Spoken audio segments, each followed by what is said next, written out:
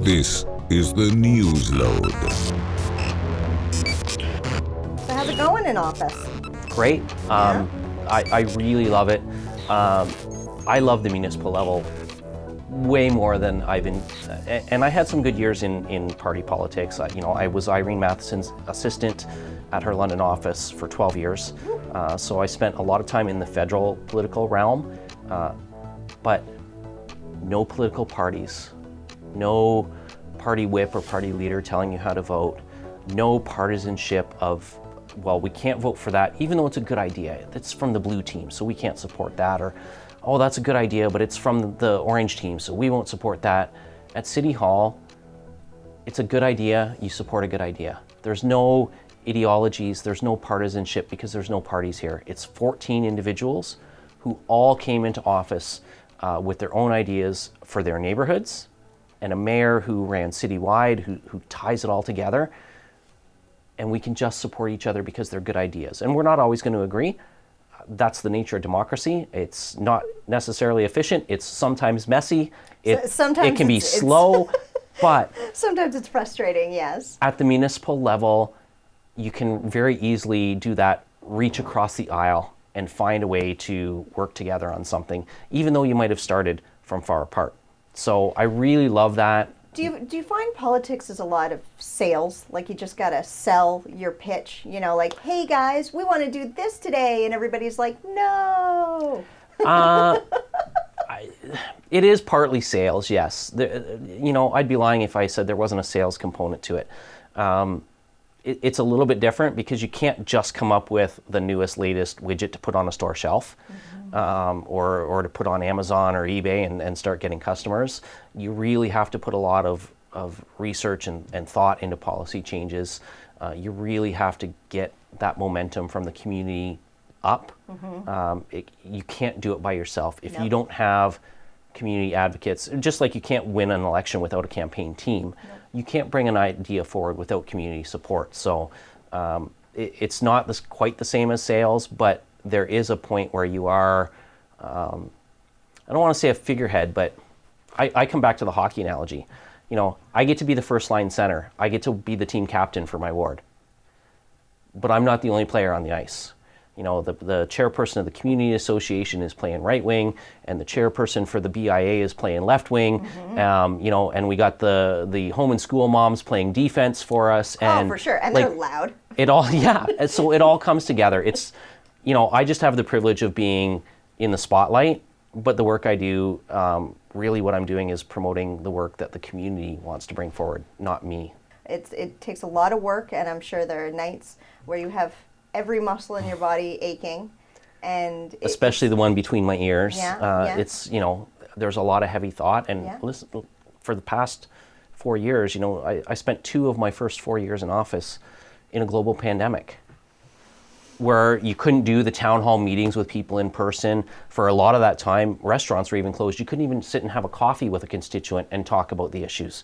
Everything had to be done through video screens, if at all. And that was tough, and there was a real disconnection. We dealt with a lot of abuse, threats.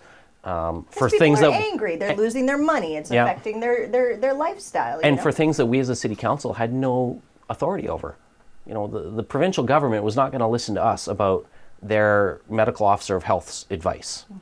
The federal government was not going to listen to us here in London, Ontario, about whether or not borders should be open or closed or what you had to show at the border to get in.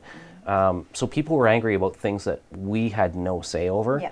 But you gotta, in political life, you have to have a thick skin anyway. When you go home and you're sitting in your living room on your couch, or you're sitting in your home office at your desk and you're thinking, there are 400,000 people out there counting on me to get this right. There's a burden to it. And no amount of Advil can fix that. No, there have been sleepless nights, but you also get to see the benefits. You get to see when you make a change, and those are rewards in and of themselves. And something that has happened in my ward in my first term is we finally got our community center built and opened at East Lyons Park. Oh, good. Thank you. Lots of huge headaches getting that done. Of course. I live across the street, and now I look out my front window, or I sit on my porch with a coffee in the summer, and I see the kids in the gymnasium playing basketball, or I see the seniors on Monday morning doing yoga, or the Lions Club having their meeting on a Monday night in the community meeting room, and the smiles and the energy and the love that the community has for this space, it makes all of those headaches and gray hairs completely worth it. And now I look out the window and it makes me smile. Last winter, I was the community lead. Our outdoor basketball court converts into an ice rink for the winter. Oh, really? However, normally those are community-led, but we were still coming out of COVID. So I had the hoses and the shovels to clean the rink and to flood the rink, to put a fresh ice coat on, sitting on my front porch, and I would drag them over at 11 o'clock at night and connect them to the tap and unlock it and spray it down. I had a couple of the hockey kids come over and help shovel with me a couple times. We had some neighborhood volunteers who did that too. I had a little guy, Thomas, who's was 8 years old. Him and his mom would come over before school in the morning and shovel off the rink.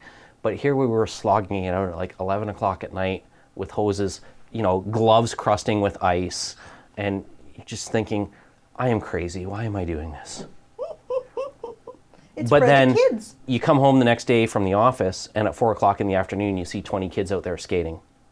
And that's what makes it worth it. And then you go, you know what? That's why I'm going back out tonight to shovel it and flood it again. You know what? Anytime you can give a young person, whether they're 5 or 15, or anywhere in between, anytime you can give them something positive to do for that energy. Physical positive, being outdoors, socializing. It's all for the good, both for that individual child, but for the community as a whole. Amazing. So what are your goals? Well, I'm taking on a new role this term of council as the deputy mayor.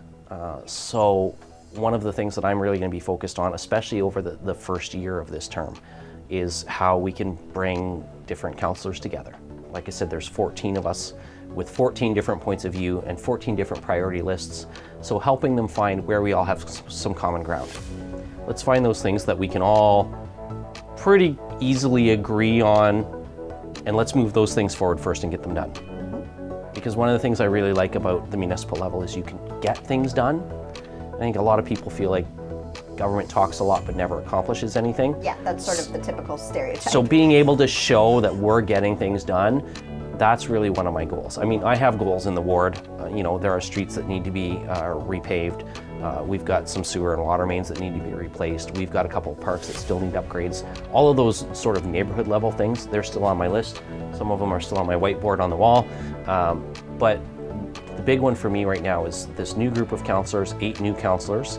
How can we bring them together with the returning 6 and find some common ground on things that we can start to advance? This is the Newsload.